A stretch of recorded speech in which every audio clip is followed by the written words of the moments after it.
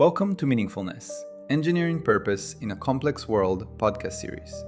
I'm Djeff B., Principal Architect at Meaningfulness Media Group, where we build rigorous frameworks to uncover objective meaning through authentic connection, ethical systems thinking, and responsible stewardship in an age of AI and informational chaos. If you're seeking evidence-based insights on philosophy, psychology, and human flourishing, you're in the right place. Let's begin. You know that feeling, right? That little hesitation, maybe even a bit of dread just before you unlock your phone? Well, that's what we're diving into today. How to navigate the emotional roller coaster of our modern world without just completely shutting down. Seriously, you grab your phone thinking you'll just chill for a minute, but it really does feel like a gamble. Is it going to be a funny meme or a headline that just tanks your mood for the rest of the day? That constant up and down, that uncertainty, it's exhausting. I think this quote just nails it. It's not a gentle stream of information we're dealing with. It's a torrential downpour of data, a total flood. And let's be real, our brains just weren't built to handle that kind of constant deluge. So we end up on this emotional seesaw. One minute you're seeing a heartwarming story, the next you're reading about a global crisis. That kind of whiplash leaves us with a really tough choice, right? Do you stay plugged in and risk total burnout? Or do you disconnect and maybe miss things you should know? Let's dig into that first option. Okay, so let's first explore that option that, let's be honest, can sound really appealing. The idea of just tuning it all out. What does that life actually look and feel like? So, this really lays out the two extremes. You've got the path of awareness over on the right, but let's focus on the left for a second. The piece of ignorance. It's framed as this protective cocoon, right? A way to save up your emotional energy. Let's see what's inside. And you can see the appeal, can't you? I mean, imagine your morning starting with coffee instead of a crisis, having conversations that are actually about your own life, about joy. It's not about being dumb. It's a conscious choice for self-preservation. You're guarding your emotional energy so you have enough left to actually enjoy the good things right in front of you. And this is exactly why that piece sounds so good.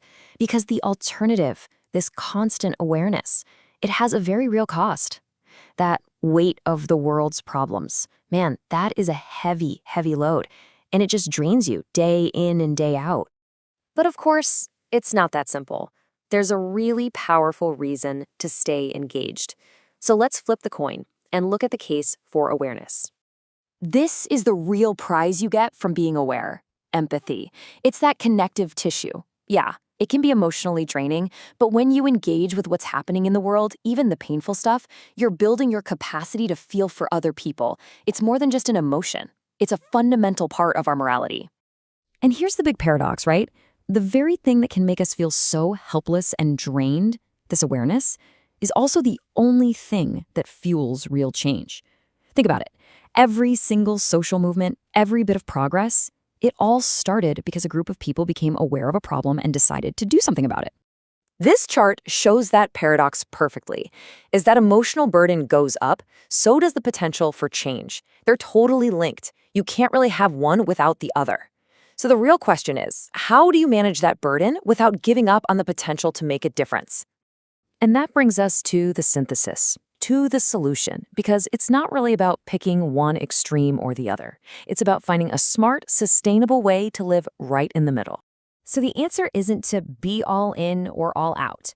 The real skill we need to develop is a kind of selective, sustainable engagement. It means we have to be way more intentional and conscious about how, when, and why we plug into the world.